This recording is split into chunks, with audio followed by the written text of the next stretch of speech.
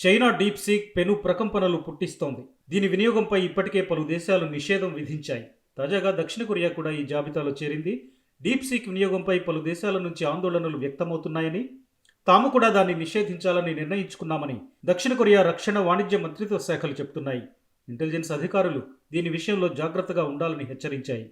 China ప్రభుత్వ రంగ telecom కంపెనీతో డీప్ సీక్కు సంబంధాలున్నాయని, కంప్యూటర్ కోడ్ ద్వారా యూజర్లకు చెందిన లాగిన్ సమాచారాన్ని ఆ టెలికాం సంస్థకు డీప్ సీక్ చేరవేస్తోందనే ఆరోపణలున్నాయి. కెనడాకు చెందిన ఫీరూట్ సెక్యూరిటీ సంస్థ దీన్ని గుర్తించింది. ఆ తర్వాత డీప్ సీక్కు సంబంధించిన వివరాలను స్వతంత్ర కంప్యూటర్ నిపుణులు ధృవీకరించారు. ఈ ఆరోపణలపై డీప్ సీక్ కానీ లేదా చైనా మొబైల్ సంస్థ కానీ స్పందించలేదు. ఇప్పటికే డీప్ సీక్ను ఇటలీ, ఆస్ట్రేలియా, తైవాన్ దేశాలు నిషేధం విధించాయి.